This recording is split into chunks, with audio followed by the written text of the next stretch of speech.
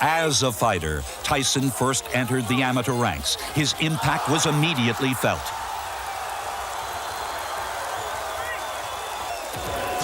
After a successful amateur career, Mike Tyson now stepped into the ring as a professional.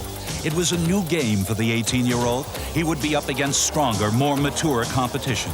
But he had trained for this moment, and he had learned his lessons well.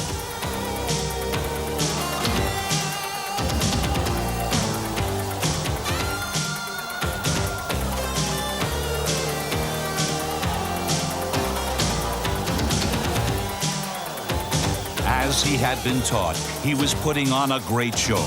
But as his reputation grew, so did his impatience for bigger stakes.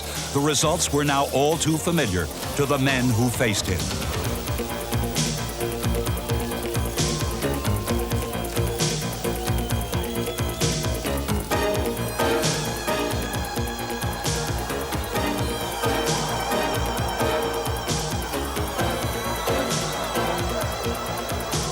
He fought like a seasoned veteran, stalking his opponents, choosing his punches well.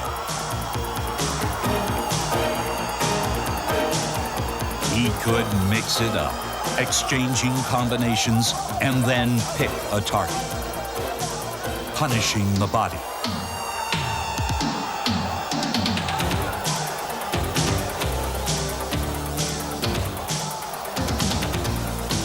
And if they made the mistake of getting up for more, launch a cannon to the head.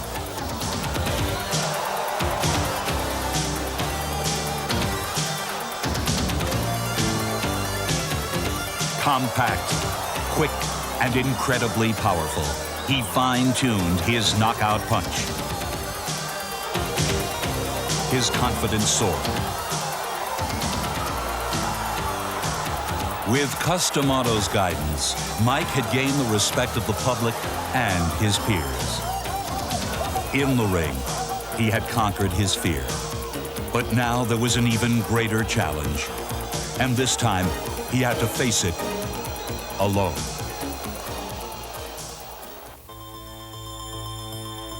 On November 4th, 1985, just 3 days after Mike Tyson knocked out his 11th straight professional opponent, Customado died of pneumonia.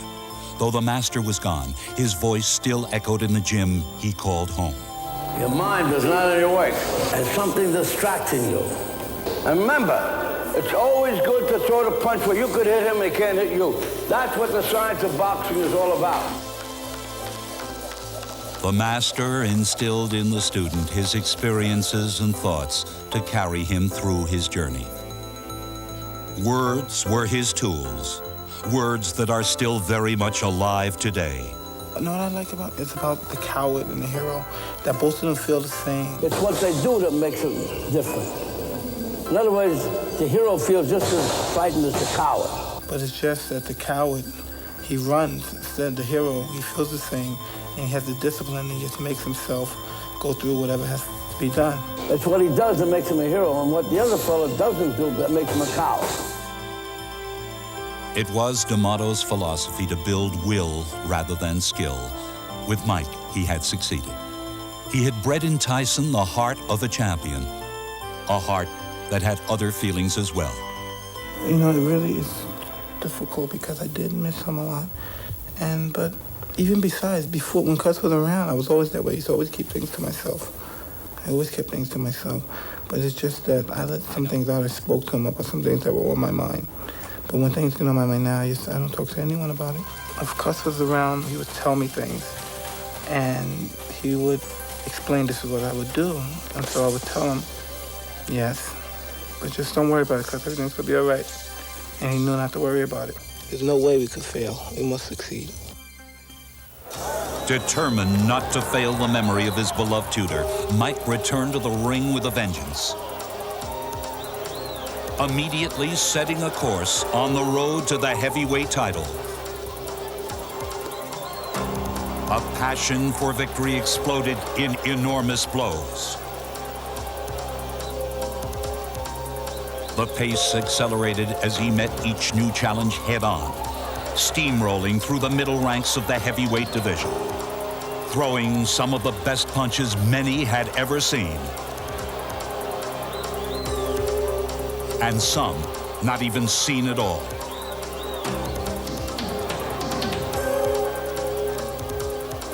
During the last 10 months of 1985, in his first year as a pro, Mike Tyson had knocked out all 15 of his opponents. And with the new year, the hits just kept on coming.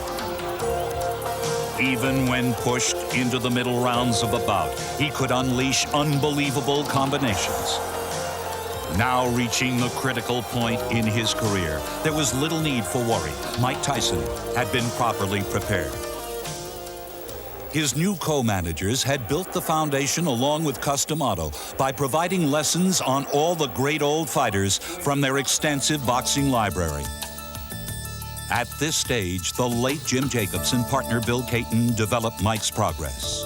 Our chief responsibility has been, over the last year, to pick the opponents for Mike Tyson. Nothing is more important than the opponents you pick for a fighter. The strategy was set to showcase Tyson at his best. When someone sees a Mike Tyson fight, we want them to leave the arena saying, when can we go see him again? We decided the time was at hand for the marketing of Mike with a technique that had never been used before, simply because video cassettes were never really available to a manager before.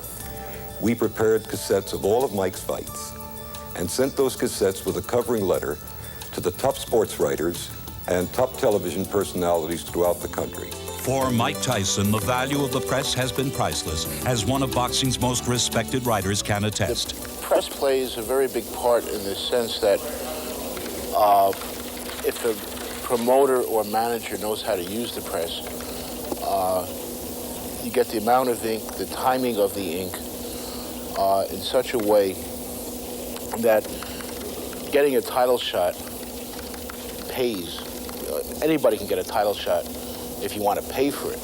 The idea is to get the title shot so it pays you. That meant generous contracts, both from network television and a long-term deal with HBO. I don't believe there's ever been a fighter who has reached this prominence this quickly in the history of boxing. Yet, as the center of all this attention, Mike, like the pigeons he raised, sometimes wished he could just fly away. But can I tell you something? People wouldn't want to be in my shoes. They really think so because they say, wow, I can make money, I can get rich. But if they had to go through some of the things I had to go through, I think they would cry. Sometimes it's so depressing you got to go through. Like, they always want something. They want to find a way to get your money. It's always people just as hard as you work in a gym, there's people working that hard to separate you from your money. I'm doing my job 100%, and I expect them to do their job 100%. The result's a foregone conclusion. There's no way we could fail. The next step would be a network television debut in front of a partisan home crowd. Tyson was aggressive but wary, measuring his opponent through 5 rounds. There was some question about his stamina until he punctuated the answer with a swift uppercut.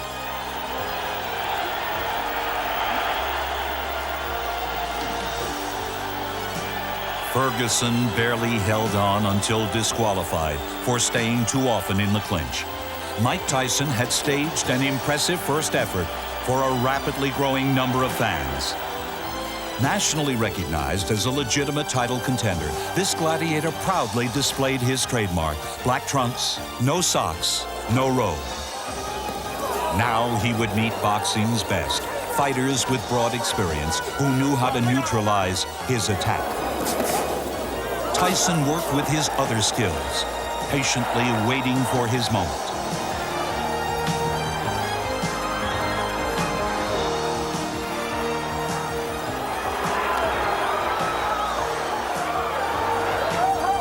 But this was a tougher breed of boxer than he was used to, and despite the victories, it was hard for him to control his frustration.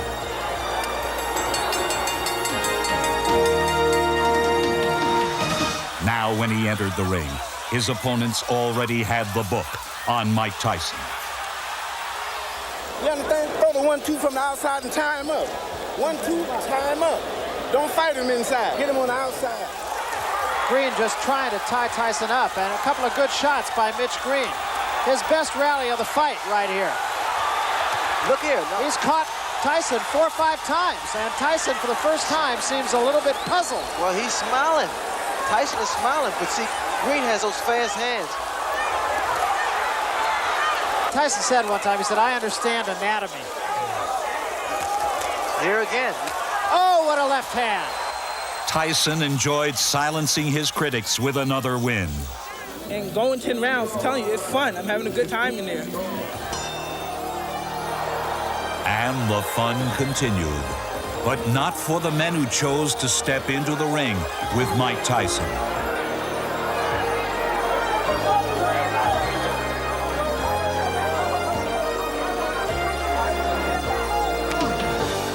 Theirs was a different fate, one that came all too swiftly.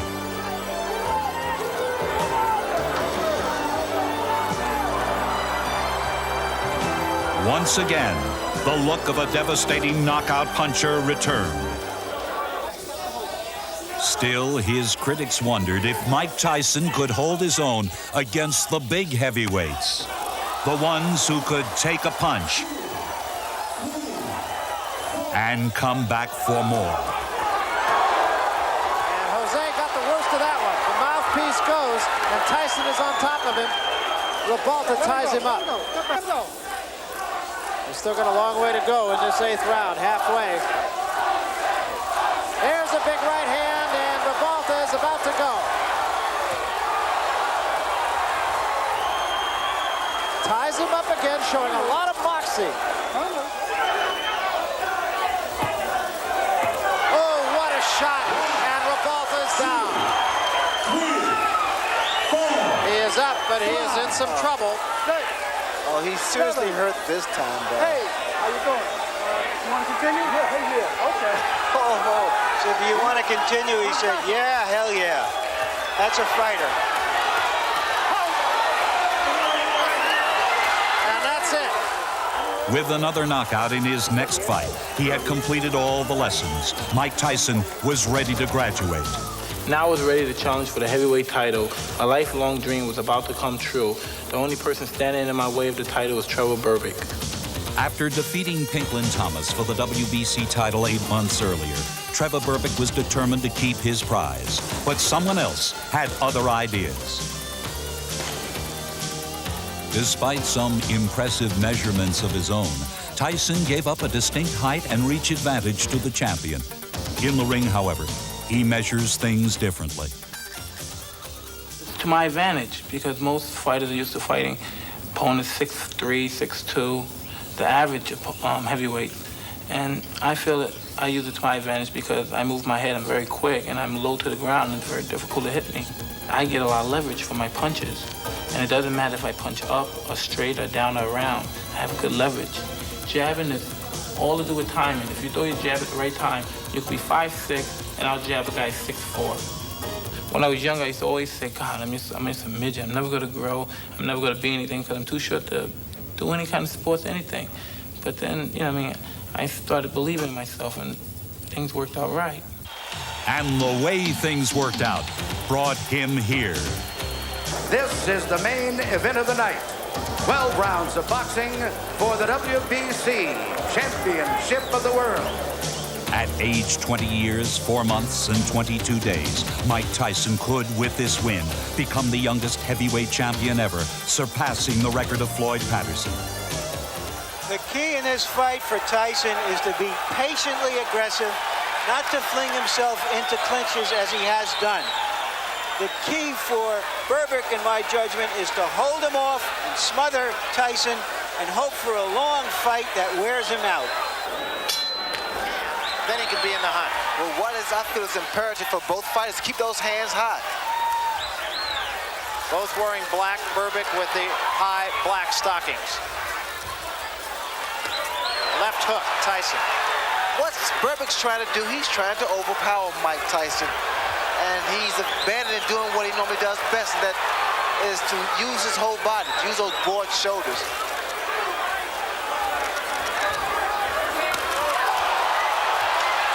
a big right hand by Tyson.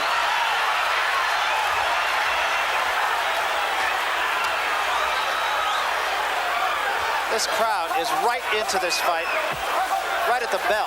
I would not be surprised when these guys go down because they're throwing big shots and both fighters are a little cold, a little stiff here. A little tight. Right hand, Tyson, and a left behind it.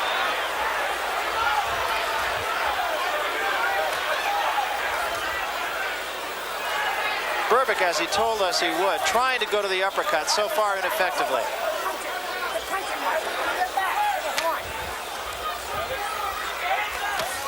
Big right hand, Tyson.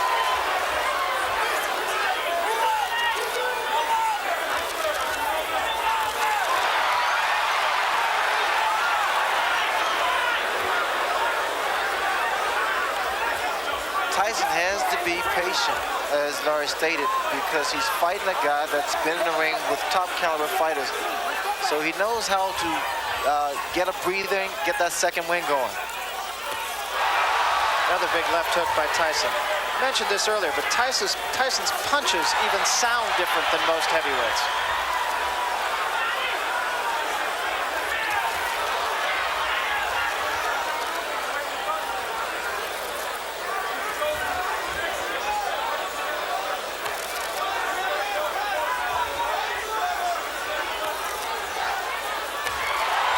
That was the attempt of the uppercut by Mike Tyson. It wasn't a clean shot.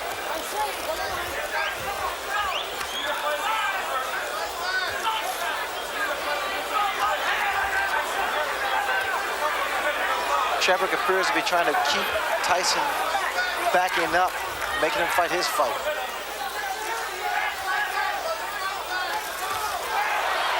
Another good left hand by Tyson, and a right behind it, and Berbick is rocked. Berbick in trouble here.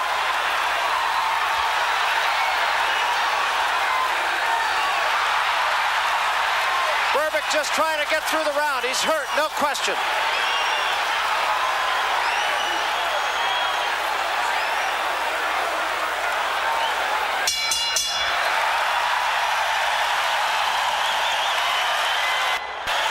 That was a big, big round for Mike Tyson. Not only because he showed he had faster hands and beat Berbick to the punch, but because he did show the patient aggressiveness that we talked about earlier. We have to remember that Trevor Berbick has never been hit by punches as hard as he's being hit in this fight. And you'd never know how a man is going to respond to that. Stay very calm. Look to place the body shot first, then the head. Look at great round. Go this way. Tyson is everything that people could have hoped for in that round. Trevor Berbick, we should point out, has been down twice. There's another big shot by Tyson. Berbick in a heap of trouble. Down he goes. The punches are coming in such a succession that Berbick can't deal with them. They're short, powerful, devastating punches.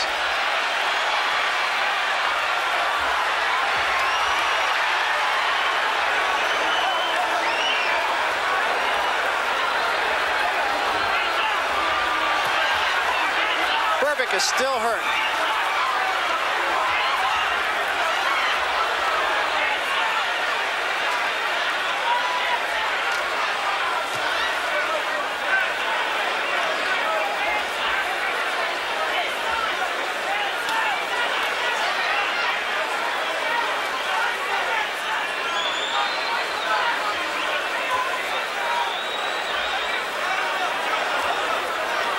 Trevor Berbick still seems to be not on solid legs at all here, Ray. Well, again, you notice that my man is being patient. Tyson's being very, very patient, which was a big concern from a lot of other boxing people. He's being patient against a guy that has a great deal of experience. He's not wasting any punches. Trying to tie Mike Tyson up here, just kind of hang on and get the cobwebs out. Oh, another big right hand, and Berbick is in trouble again. Tyson is perpetual motion, and the reason he's so dangerous, Barry, because he continues to throw those punches. One thing I've noticed in Tyson, he actually turns southpaw because he can knock you out with either hand.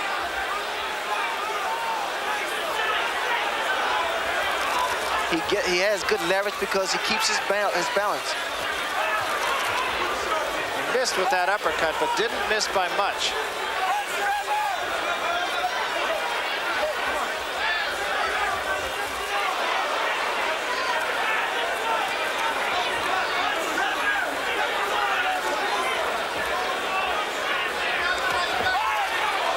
That was a right to the body and an uppercut to the head, and Berbick is down.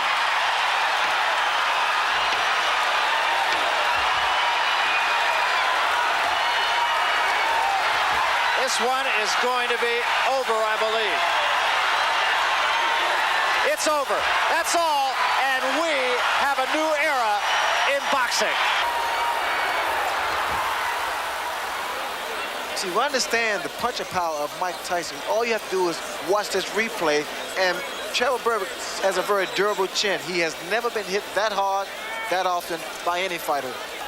Just tremendous shots and very quick hand speed. He set up the last knockdown with a shot to the body and came right back behind it. And you could see at this point that Trevor Berbick was not about to get back up. Mike Tyson did what Mike Tyson normally does, and that's fight. Yeah, and he does. That's with a capital F also. His mark was written in boxing history. Mike Tyson had become the youngest heavyweight ever to be called champion. After a well-deserved rest, the new champ brought his crown jewel into the next step of the heavyweight unification series.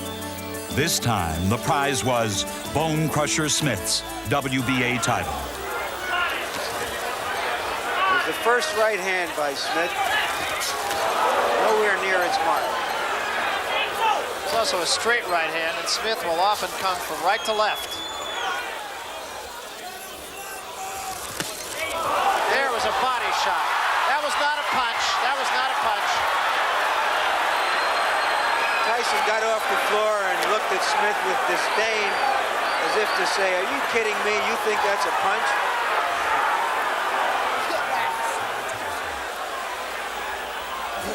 Maybe his game plan, well, he thinks you're going to get tired, maybe. Just show him that you ain't going to get tired. You understand? Spit it out. Tyson is trying everything he can to try to get in one good punch.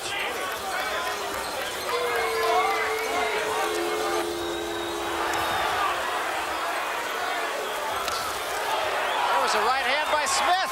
That actually backed Tyson up. That was the best punch of the fight. We thought we would see that in the first 10 seconds, not in the last 10 seconds. And it is over. It was too late, it was too little for Bone Crusher Smith. With this victory came Tyson's second heavyweight title. Pinklin Thomas, once holding a crown of his own, would be next to try and dethrone boxing's newest prince. But against this man, first he would have to survive. Will self-preservation kick in for Thomas, or will he come out trying to win this fight? Took a deep breath before the opening bell. Not a bad idea against Mike Tyson. Tyson is a 6-1 favorite. Tyson starts out with the right hand. Well, you notice there's a much more aggressive Mike Tyson than there was with Bone Crusher Smith. You notice that what happens inside here, we see some clinching. That's what exactly Bone Crusher Smith did. But inside, you may see that Mike Tyson still works. He still throws punches. He's not giving Thomas a chance to unload that jab. What Angelo Dundee wants Pinklin Thomas to do is give him angles. Don't stand directly in front of Mike Tyson, because you see here, Mike can throw punches from either angle and with a lot of power. Yeah, Dundee said Tyson is a two-beat fighter. What he means by that is he comes in, he feigns left, he feigns right. There's a big left hand by Tyson, but Thomas is all right. You know why Tyson's able to nail so many guys is because he doesn't throw one or two punches. He throws a series of combinations, and one of those punches is going to land. The left hook there. Beautiful left hook. He has just not let Thomas uncork the jab. He's on top of him before Thomas can let the jab go. Well, I stated earlier, the key to this punch for Pinklin Thomas is the jab. He has not thrown the left jab to keep his man off balance. You see that it breaks your rhythm. The jab breaks the rhythm. Another big left hand. Thomas is hurt. 50 seconds left in the round. Long way. There's the uppercut.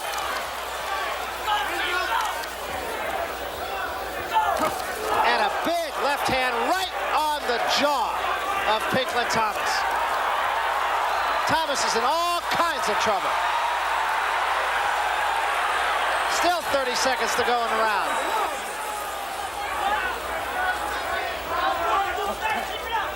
You see that jab? You see, again, it keeps him off balance. And now Makes him reach. He's also starting to go side to side pretty well, too. That jab, as long as you use it consistently, will keep anyone off balance. It'll make you reach in, the right hand will land, and you'll find it'll be a much easier fight. Pinklin Thomas really is almost starting to control the tempo of the fight. Tyson is almost fighting Thomas's fight rather than the opposite, and I've never seen that happen. Thomas is holding him a little bit.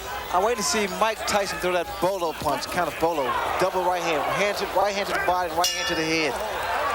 That's another round for Pinklin Thomas, in my book. Bad intention. Bad intentions, baby. Bad intent. What's the matter? I'm getting tired. He's getting tired. Something has happened to Pinklin Thomas's glove. Yeah, we got it. And we wonder now what's happening here, whether he thinks Thomas is tired and he's done something. Remember the famous incident with the cut glove of Muhammad Ali when he fought Henry Cooper. You also remember early in this round that Mike Tyson commented to his corner that he thought Thomas was getting tired. So I'm just wondering whether Angelo is pulling something right here.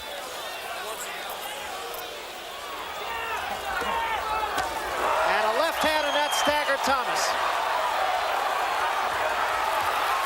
And a right hand behind it. Thomas in trouble again. And now Tyson moves in for the kill. 2 uppercuts and a left hand. Thomas trying to hold on. Serious trouble, and down he goes. 4, 5, 6, 7, 8, 9. It's over. It is over. Thomas did not make it by the count of 10. You heard in the corner before that round, Kevin Rooney saying, start throwing punches with mean intentions. In effect, he was saying, can those jabs I've been telling you to throw for the first 5 rounds and start throwing some real punches. And when he did, he did. This convincing victory led to the culmination of the 18-month-long series to determine the undisputed heavyweight champion of the world. In the final event, Tony Tucker matched his IBF crown against Tyson's WBA, WBC titles. I was expecting Mike Tyson to jump right on Tony Tucker. Tucker, I had figured that he should at least tie his man up, try to frustrate Mike Tyson. But is he strong enough to do that? Well, that was a good right hand by Tucker. That might have been the best shot that Mike Tyson has ever taken right there. Did you notice that uppercut blocked Mike Tyson? This man, Tucker, may have found out a weakness. He may have seen something. Technically speaking, no one gave Tucker a chance, but there are miracles here. The last time Tony Tucker lost a fight was in 1978. You know, a lot of times people say, well, what do you see in Mike Tyson? And we always felt that he was susceptible to take jabs, but I think what Tucker saw in Tyson was the uppercut. He was susceptible to the uppercut because of his style, the way he launches in. That was one of the few times I have ever seen Mike Tyson stopped by a punch. Again, a right hand, but he took a right from Tyson. And another big right by Mike Tyson. Did a very good first round for both men, and particularly for Tucker. There's a great left hand at the bell by Tyson.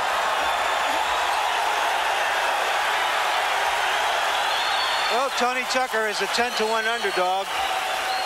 He wasn't 10-to-1 in that round. You gotta go to the body first. But just like that in the end, you start to pick it up a little bit. You gotta come alive a little bit. You understand me? Yeah. How you feel? You feel right? Relax yourself. Right there in the end, that's where you gotta fight the guy. You gotta go to body first, then up to the head. Don't look for the one shot to the head. Go to the body. Body first. Now let's see the uppercut almost immediately after the bell. He follows a right with a left and rocks Tyson. The first time we've ever seen Tyson really rock back like that.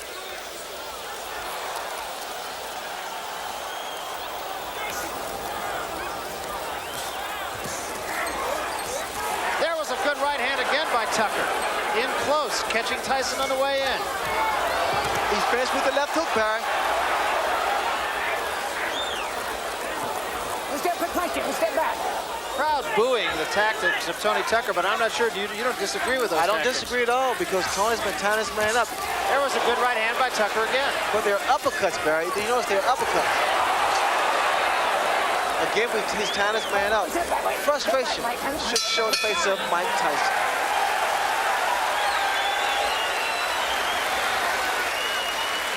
There has to be concern now in Tyson's corner. This is the most competitive fight he has ever been in. He's going one punch at a time. He makes you listen and he pops it at one time. You understand? You got to take the knee, take the initiative. When you hit him to the fight, push him off. Don't grab him. Push him off and attack him. But through the middle rounds, the attack faded, and Tyson's time had come. There was a big left hand. Tucker says, no, I'm all right. I'm all right.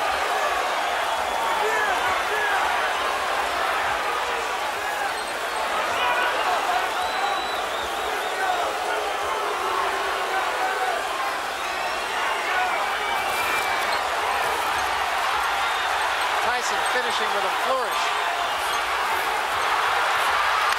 And so is Tucker. Great finish to a pretty entertaining evening.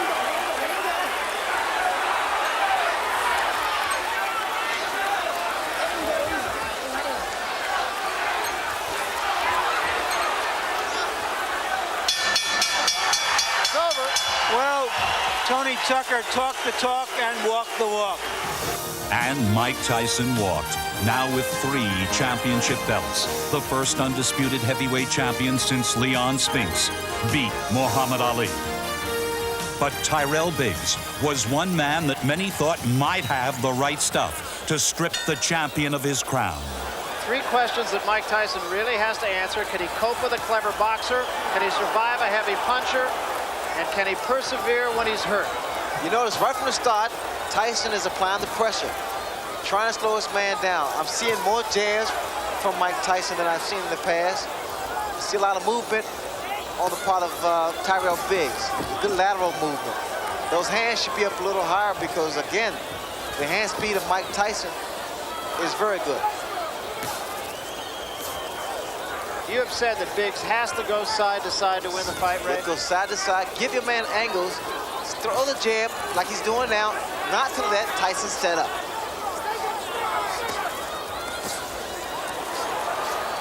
Tyson also said that he has found a pattern in Tyrell Biggs that he feints to the right before the punch actually is thrown. But whatever he does, the fact that Tyson has to set up to get that kind of leverage. See, a good snapping jab is very effective. Whether or not Biggs can keep this up is yet to be seen.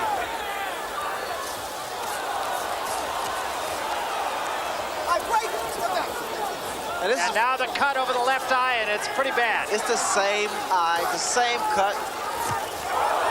And another big left hand, and Biggs is hurt. That 6 was beautiful. Let's see, 6-5-1, 6-5-2-1. Oh, come on, this guy's gone. Now listen, come on, you're a better fighter than him. Fire from your chin, though. The guy can't fight inside, so if you got no legs, fight him inside if you got. Those numbers you heard were a fight combination. Costamato, the mentor of Mike Tyson, used to put numbers on the different fight combinations, and Kevin Rooney is Tyson's disciple. I heard something interesting in Biggs' corner. Benton told him, his trainer said, if your legs are gone, stand there and fight him. Stand toe-to-toe and fight him. So apparently the legs of Tyrell Biggs are shot.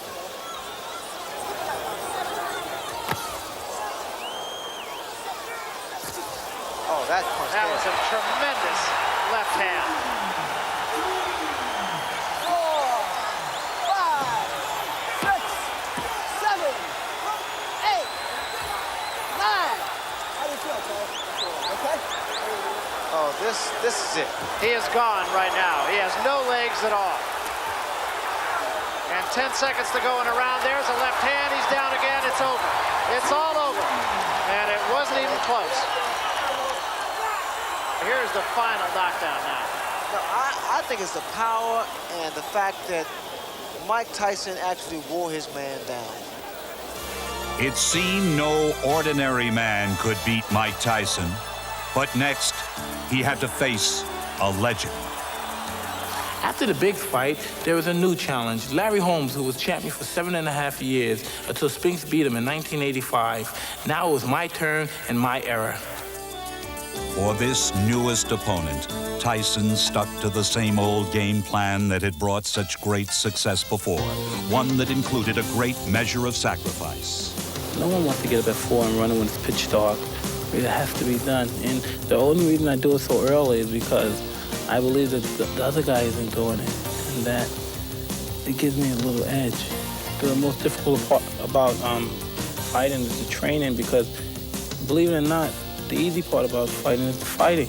To achieve victory, he knows he must repeat steps he has taken many times before. Around a month before the fight, the only thing I think about is just training, constantly training. I enjoy it, but it gets sometimes boring because it's just constantly repetitious, over and over, same thing, over and over. Snap, like you threw the leg back. There you go, there you go. Trainer Kevin Rooney's unique methods have produced results in the ring. Well, the purpose of the slip bag is to get the fighter moving his head, to get him in the habit of moving his head correctly. The right hand, left hook, right hand. Now give me 1-5-1. We use a number system where I call out the different numbers for the different punches. 9, 10, 11. Body, head. When Kevin tells me the numbers of 4, 5, 6, I know exactly what they are. I don't even have to think. But it is at times difficult to get boxing off his mind. 80% of the training is all emotional. I try not to think about the fights, but usually I always think about the fight in my mind. While I'm in training, I would dream about the fight. And I always dream that I lose. It was very scary. I was, oh my God, what am I going to do now? And it's funny, when you dream you lose, you wake up, and you wake up thinking that you lost. And it's scary. But when Mike Tyson entered the ring against Larry Holmes, he wasn't scared. He was angry. Angry at his opponent, who had openly attacked his character in the press. I'm going down in history, not Mike Tyson. He go down in history as an SOB. If he do happen to win the fight, down the line, he's going to destroy himself.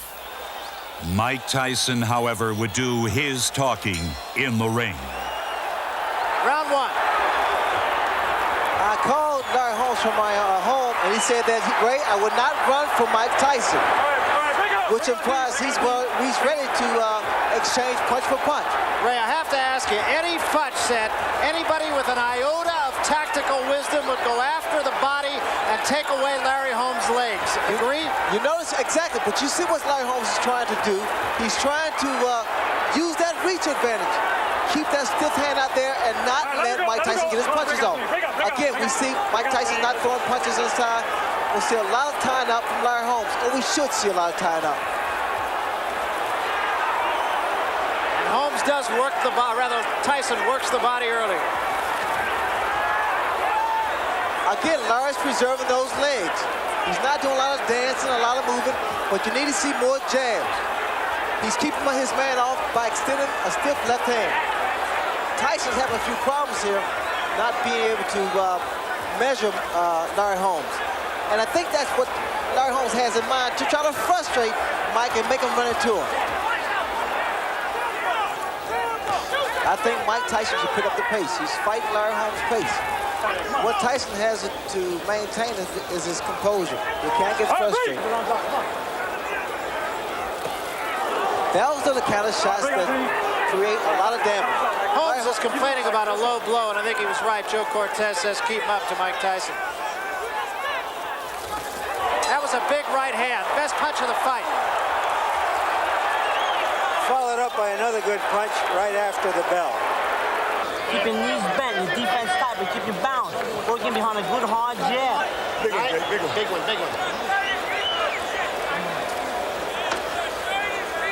right, Big Jack. So, Another one.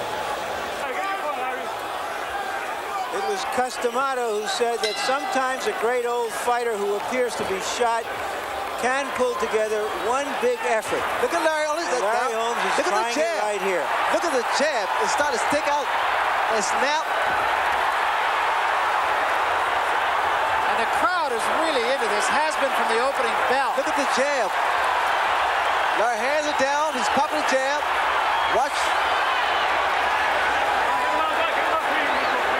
Listen to the crowd now, Barry. It's fascinating how they change all of a sudden.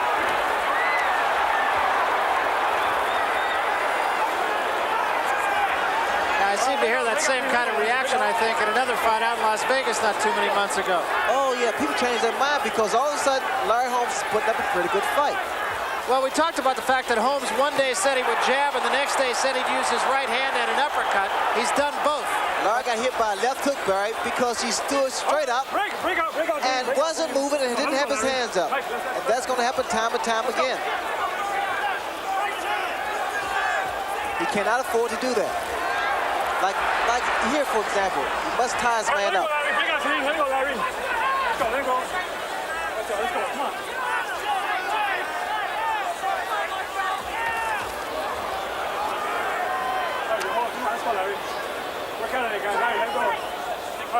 Break out clean, let's go. You guys are holding, let's go.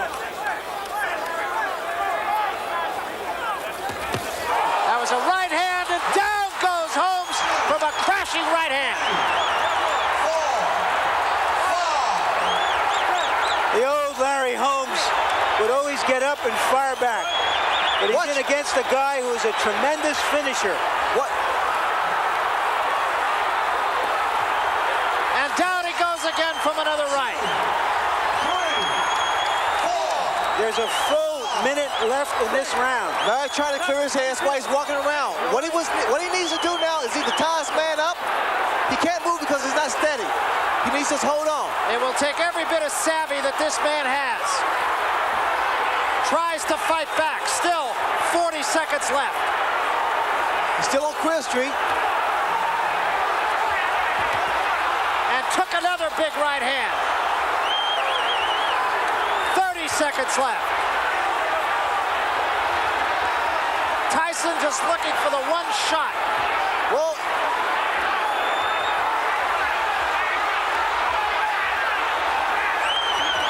15 seconds left. Tyson still has to be careful because Larry's... Oh, that shot. That's huge it. Right hand. That should be it. And down goes Holmes, and that's going to be it. It's over. That's all. The torch had been passed from the old king to the new king of boxing. Mike Tyson didn't realize the extent of his worldwide celebrity until he came to Japan to defend his championship against Tony Tubbs. When he arrived, the reception was overwhelming in any language.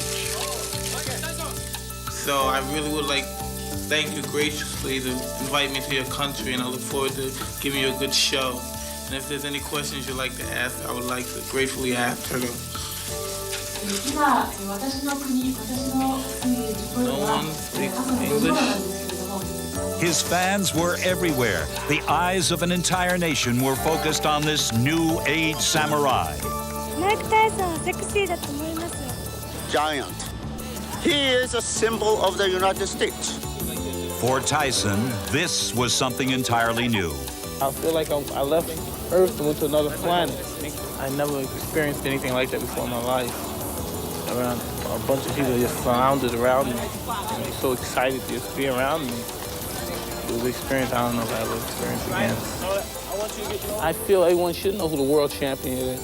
And in my mind, before I ever traveled to another country to fight in a world championship contest, I thought, yeah, everyone should know the champion of the world. But God, man, I would have took second thought if I knew it would have been like this. The objective was to capture the hearts of his Japanese fans. The target, Tony Tubbs, who at 244 pounds thought his bulk could stand up to Tyson's muscle. The startling hand quickness that Tubbs brings, startling partially because of the shape of his body. Well, here with Tubbs, the uppercut. I also noticed the uppercut of Mike Tyson. He's able to throw the same punch twice, under and over. Tyson missed with the left hook. Earlier, he had landed a wicked right to the kidney. Look for a looping right hand by Mike Tyson, because that's the punch I see that Tubbs is vulnerable to. He keeps dropping that left hand. 1 minute to go in round one. Tubbs landed a left and ducked away effectively.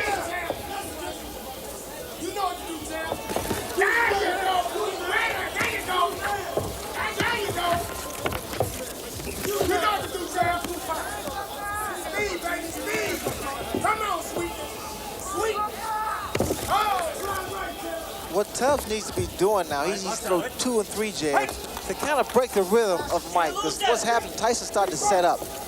You need to break that rhythm with a jab.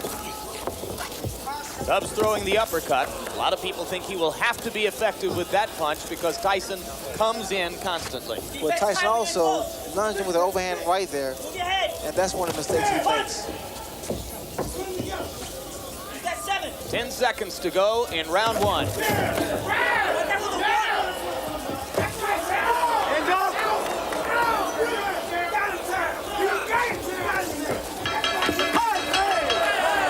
One punch after the bell, and now Mike Tyson returns to his corner. I thought Tubbs fought a very effective round. I gave him the round. He landed some hooks, and he went to the body as promised. Remember, he told us that nobody has gone to Mike Tyson's body so far. Second down. Okay, good. Second down. Round 2.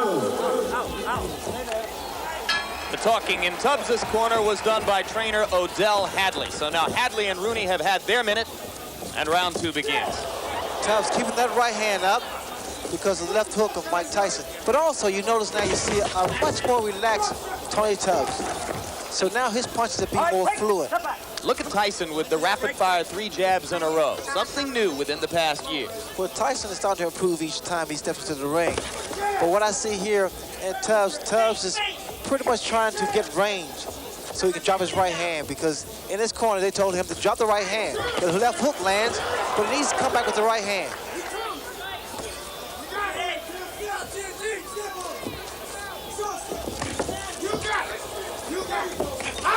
There's the right hand, Jim, I spoken earlier about. You must give Tyson angles. You can't remain stationary. Hands must stay up and stay out of the corners. But indeed, Tony acknowledged in talking with us, Ray, that you couldn't finesse Tyson completely. You have to be willing, as he said, to fight him. Well, you saw that double punch with one hand, sort of a bolo type punch. And those are the type of punches that do a great deal of damage, because the body shot, then the uppercut. Raises the chin up, and then the left hook comes into play. Good uppercut by Tubbs inside. Snap Tyson back a little.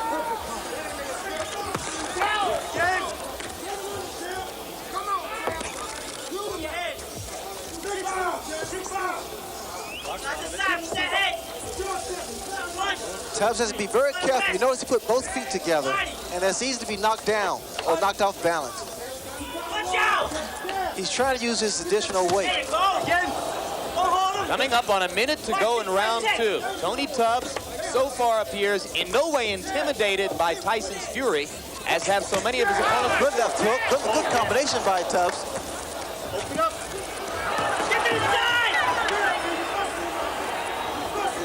You know, Tubbs just trying to gain respect, and I think he's done that.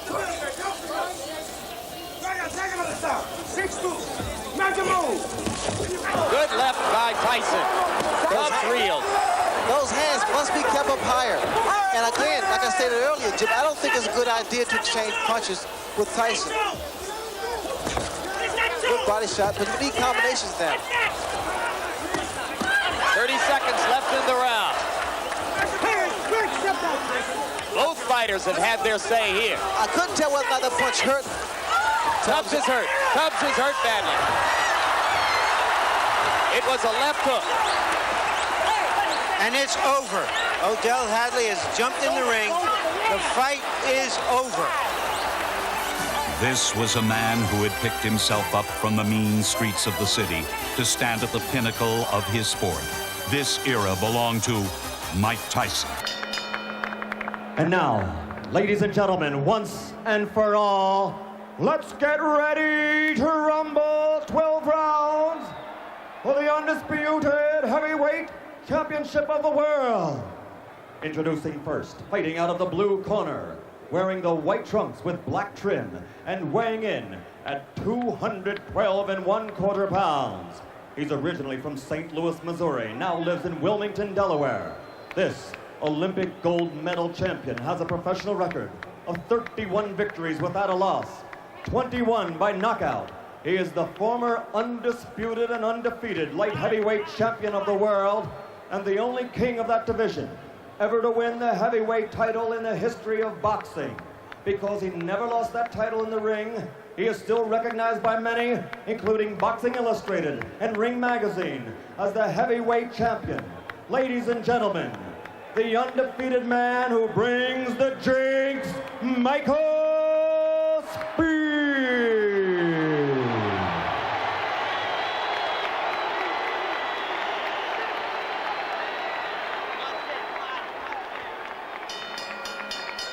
And fighting out of the red corner, wearing the solid black trunks and weighing 218 1/4 pounds, originally from the streets of Brooklyn. He passed through the hometown of the late great trainer of champions, Cus D'Amato, Catskill, New York, and he now lives in North New Jersey. His professional record, 34 consecutive victories with 30 knockouts, including 26 KOs in 5 rounds or less, and 15 in the first round alone. Ladies and gentlemen, presenting the undisputed, the undefeated heavyweight champion of the world, Tyson.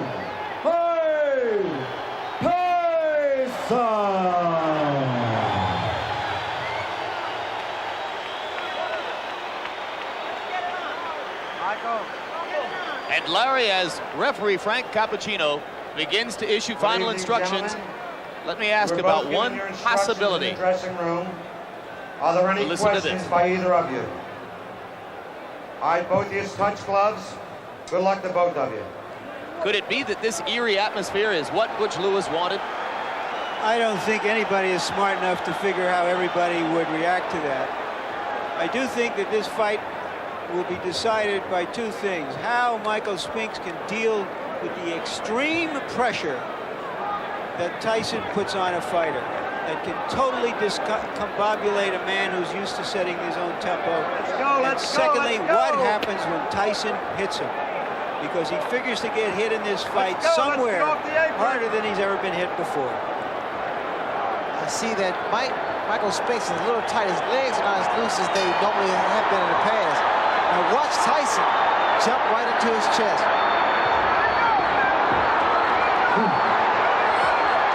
Michael Spinks getting a little movement. Keep those hands high. Very, very high. Stepping in. All right, stop punching. Oh. Hey, Mike, knock it off, man. Knock it off. Cappuccino already warning Mike about the elbows. Various opponents have complained that Tyson rocks them with elbows along the ropes in close. You see the tactics used by Michael Spinks now. He's throwing his jab, but he has to keep those hands extremely high. Watch for the uppercuts too. Tyson landed a left hand in close quarters, and now Cappuccino goes to work again. Tyson not afraid, as we expected, and Spinks ready to mix it up with him. Tyson along the ropes doing damage. Michael Spinks has to keep moving because every shot. Uppercut landed inside, and Spinks went down. It was the left uppercut. I was surprised there was a body shot that put him to the canvas. And that is the first time Michael Spinks has ever been down in a professional fight. And he's down again and in serious trouble. A right hand right on the chin. 6, 7, 8. He's not going to make it. It's all over. Mike Tyson is defending his heavyweight boxing title against Michael Spinks. Spinks, holding a record of 34 wins and 0 defeats, is the first boxer ever to hold the light heavyweight and heavyweight boxing titles consecutively. A powerful left uppercut, quickly followed by a right to the body, put Spinks on the canvas for the first time. Spinks rose to his feet and attempted to land a right to the chin of Tyson. Dodging the jab and landing a blistering right to the chin, Tyson sent Spinks to the canvas for the second and last time. Tyson was again the victor. There's a great deal of pandemonium in the ring now. It lasted a minute and a half. There's a near riot taking place on the apron in front of us. Only now is it beginning to calm down. The first time Michael Spinks has ever been knocked down throughout his career. We see Mike Tyson congratulate Michael Spinks and Tyson trying to show some concern. Please clear the ring. Clear the ring. Security, please clear the ring. The pre-fight delay outlasted the fight by about 15 minutes. I didn't expect Michael Spinks to go down from a body shot, but apparently the extra weight was a factor. I'll be interested to hear what Michael Spinks has to say. Michael Spinks started out pretty slow, and here we see Tyson, as usual, going to the body. A great uppercut that sent Michael Spinks to the canvas. That was the second knockdown and the finishing blow. Watch again.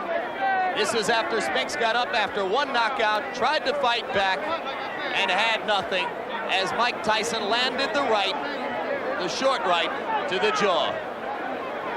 Here we have another angle, and that beautiful right uppercut caught him perfectly. It seemed to have caught him on the top of the forehead. And when his head went back and hit the canvas, it was all over. Few fighters have ever thrown the uppercut with greater effect than this champion.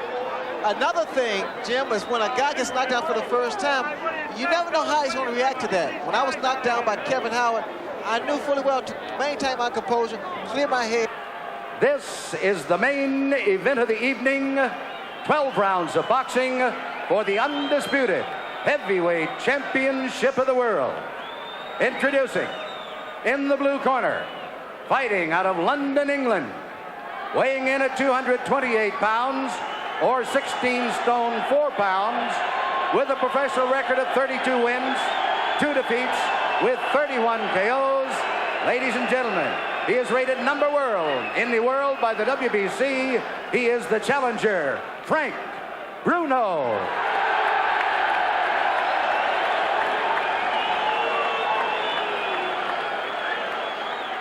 And in the red corner, from Catskill, New York, weighing 15 stone 8 pounds, or 218 pounds, he is undefeated in his professional career, 35 wins, 31 KOs. He is the undisputed heavyweight champion of the world, Iron Mike Tyson.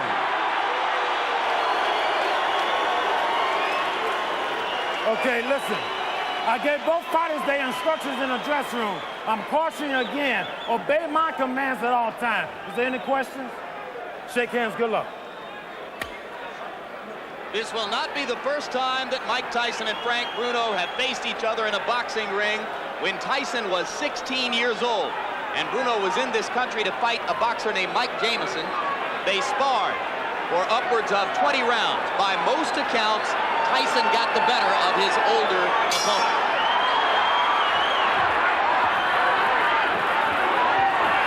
And Tyson starts with a fury and Bruno tries to punch back. Bruno down after a right hand. It is scored as a knockdown. So we've had a knockdown in the first 20 seconds of the bout. Fastest knockout in heavyweight history, 55 seconds. I kind of figured this would be somewhat of a street fight. It's not really boxing right here. Mike Tyson is traditionally doing what he does in the past. He's done in the past, rather. Go inside.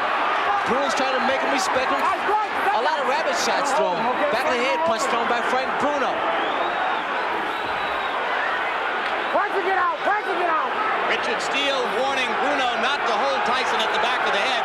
Mike seems oblivious to the right hands from Bruno. He just wants to get in and throw. Somewhat of a smart tactic about holding on, but one thing about it, Bruno has a tendency, Jim, to stand straight up as he throws his punches, he backs away, which leaves him susceptible to left hook. Mike began with a fury going to the head. He has not yet thrown body shots. A lot of people thought would be Bruno's biggest problem early. There's blood from Bruno's nose. Come on, let him go, Frank.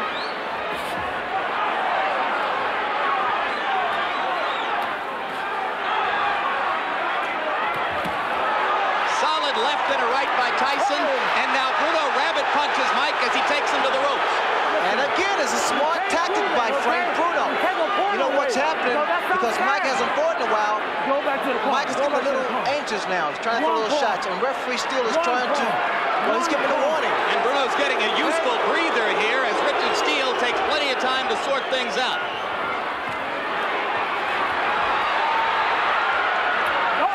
Still a minute to go in the round. Bruno told us that he's stronger than Mike Tyson. I don't particularly agree. Mike is incredibly strong. Tyson finally went to the body in that last exchange. Now Bruno lands a short left inside. And Tyson wobbles for a second. There's that puncher's chance I had talked about. And now another left hand from Bruno. And it is Mike Tyson who for a second there lost his balance.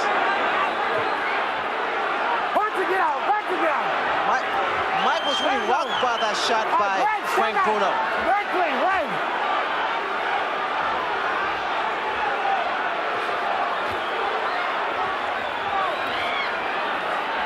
The crowd here stunned by the early fury of this action. Bruno is going to make it out of the first round, and so for that matter does Tyson. Gentlemen, is another Bone Crusher Smith-Tyson fight, which isn't the most beautiful kind of fight to watch. But Bruno is just trying to survive now. He's really not fighting. You're hurting, but you're falling in. Throw that right hand, twist it that way. All right? Doing good.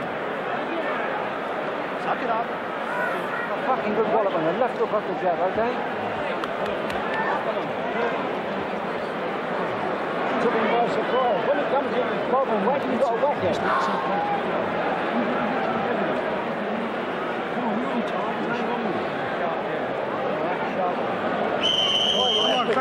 Come on, let's have it.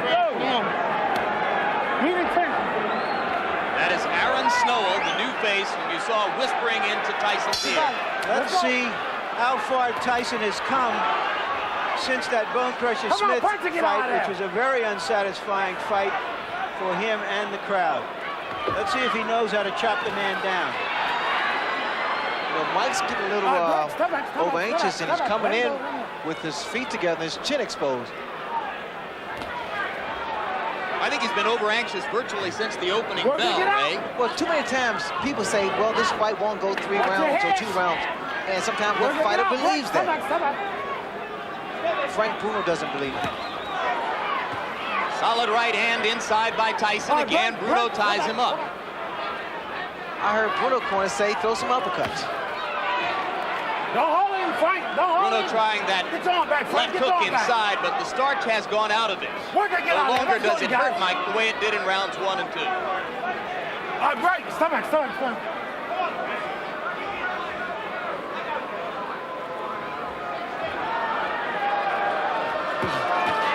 You hold it, Frank.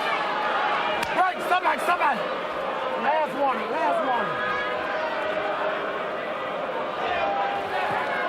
You saw our pre-fight interview with Tyson's deposed trainer, Kevin Rooney.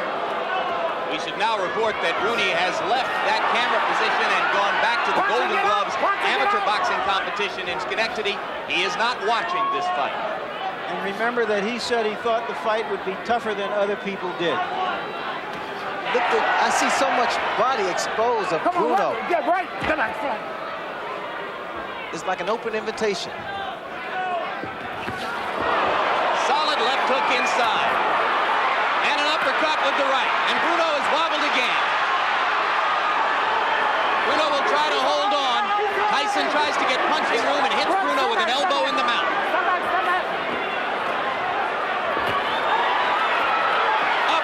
Uppercut, right hand. Bruno's in serious trouble.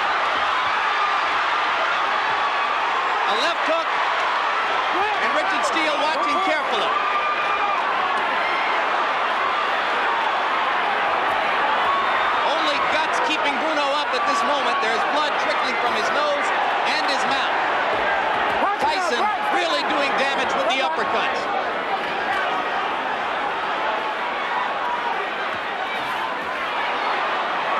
Just missed with the right. Let him go, let him go. Trying to land the one haymaker. Punching it out, punching it out. Oh, it's just a matter of This time is here. vicious punishment. That's that shot.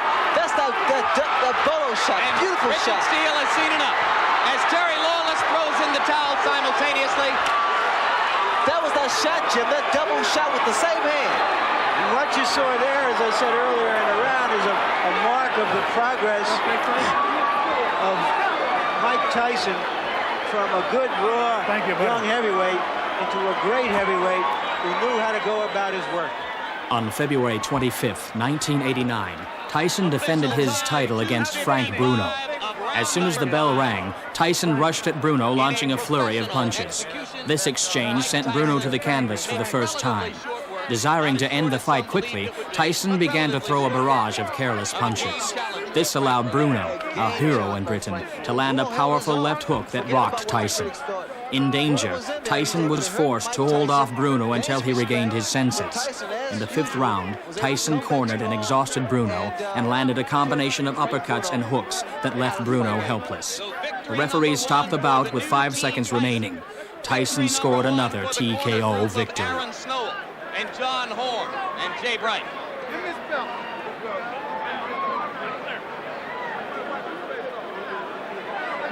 Well, Mike Tyson just started his momentum, started building up his points and his punches, and he's starting to wear down Frank Bruno. I like the looping right hand.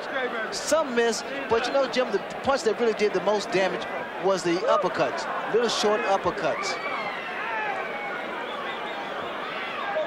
Here is the same action, and there you saw the left hook inside that started it, much as was the case in his destruction of Michael Spinks, followed by a right uppercut solidly to the face of Bruno, and after that, the challenger was just holding on. And there was a moment there where Tyson got inside and smashed an elbow into Bruno's mouth to make punching. There's the uppercut. Those are the short uppercuts that do so much damage, and people just don't appreciate those little short shots. Now, once these shots here with the same hand, again, that left hook has been doing a great deal of damage to Frank Bruno in the earlier rounds. A lot of them missed, but the punch that did get through, Jim, were able to slow down Frank Bruno. That shot there, the uppercut, beautiful combination. Now watch as he goes to the body and he doubles his shots up. All right, here now the sequence which ended the bout as Richard Steele ultimately decided he had seen enough. And at this moment, Terry Lawless, the manager of Frank Bruno, was running along the ring apron with a towel in hand, asking Steele to stop it. It's a double punch with the same hand, to the body, to the chin. Here it is, to the midsection, right up the middle. Beautiful shot. He's hurt a lot of guys. In fact, he knocked out Rebalta the same way.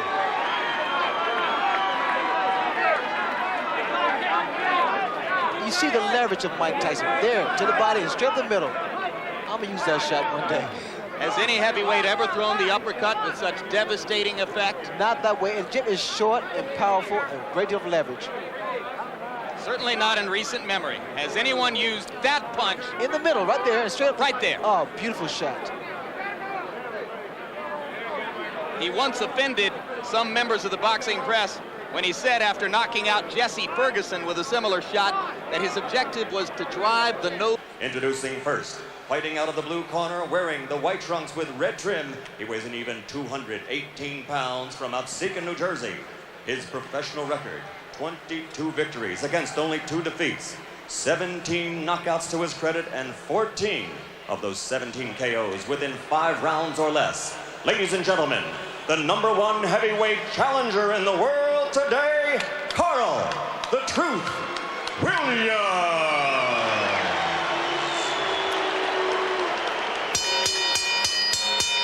And his opponent fighting out of the red corner, wearing the solid black trunks and weighing in at 219 1/4 pounds from Catskill, New York.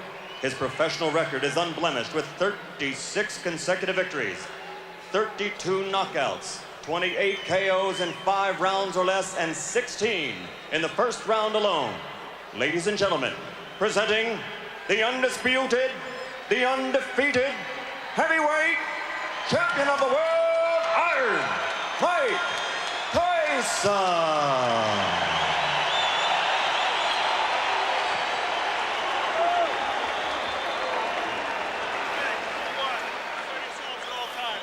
Number 2, obey my commands. I'll shake hands and come out of the bell. Keep in mind that Mike Williams has a tendency to get hit by left hooks. Carl Williams, excuse me. I can think of better tendencies that a fighter should have who's going out to face Mike Tyson. Indeed, Carl Williams has been floored 7 times in his career. Twice by James Quick Tillis, twice by Jesse Ferguson, 3 times by Mike Weaver, and in every instance, the decisive blow was a left hook.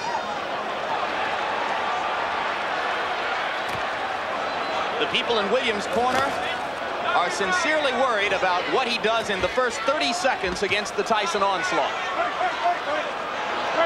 And it would appear that the strategy to begin with is to hold, and referee Randy Newman says, we're not going to start that way.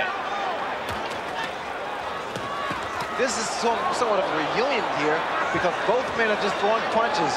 In fact, Williams here has selected to fight Tyson inside. He claimed the other day that if Tyson throws any unnecessary punches, illegal punches, he will accommodate him and throw the same punches back. Well, Frank Bruno felt the sting of Tyson's elbow several times, as other opponents have complained that they have felt it as well. Go his head. All right, I'm in here, Jack. Stop punching. Step back. Step back. Because Williams' left jab is so strong, that should help him as long as he keep that right hand up and watch Tyson's left hook, Right, stop which is a punching. powerful When you punch. feel me, stop punching. That's it. Let him go.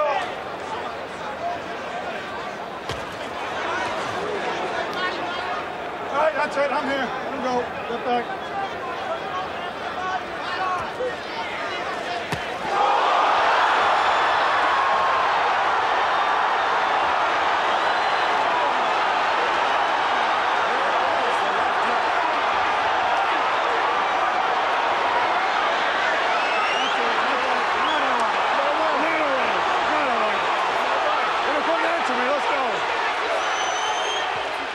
On July 21st, 1989, in Atlantic City, New Jersey, Tyson defended his title against Carl Williams. Williams fondly remembered fighting Tyson in amateur boxing, and at the time a much better boxer than Tyson was victorious. He was at this time, however, no match for Tyson. Wilson tried in vain to land left jabs, which Tyson easily evaded, and proceeded to land a left hook to the face of Williams, which sent him to the canvas.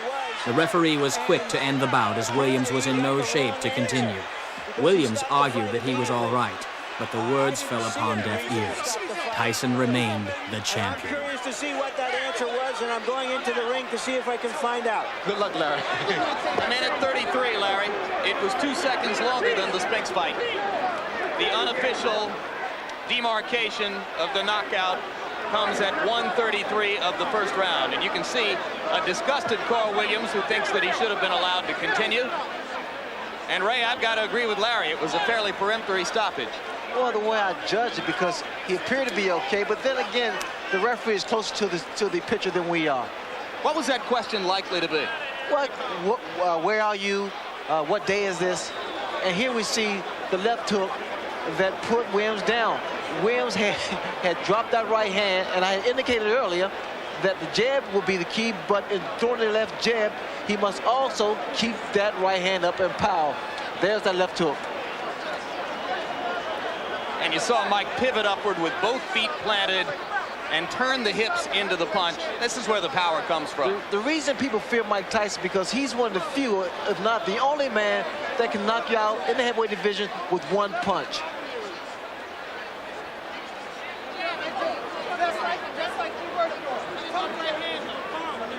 Here's another look at the devastating left hook.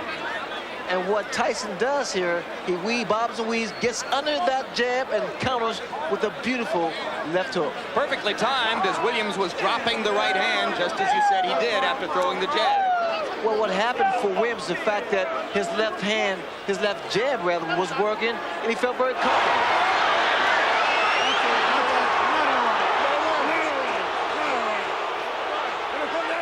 So there you have it. I hope you enjoyed taking a look back at my career. And believe me when I tell you, the best is yet to come.